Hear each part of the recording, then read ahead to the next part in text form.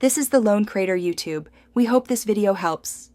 You start by confirming prerequisites: iOS version, storage, and a signed-in Google account.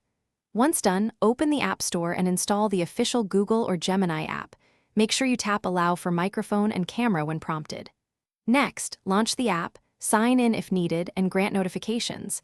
This lets Gemini access device context and deliver timely replies. Do this now, it unlocks voice, image, and system integration, so the assistant, once the app is open, tap the mic to speak or the camera to submit an image. You get faster, contextual answers that way. Make sure to pick the right mode: chat for Q&A, code for programming help, or creative for brainstorming, because each mode changes response style and length. Also, enable web access when you need up-to-the-minute info.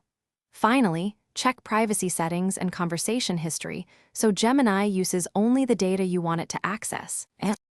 To finish, pin important conversations and export notes if you want offline reference.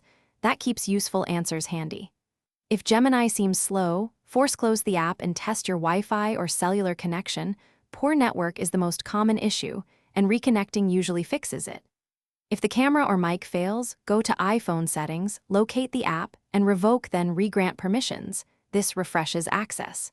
If problems persist, sign out and sign back in to reset the session. Thanks for watching. Consider subscribing if we helped you.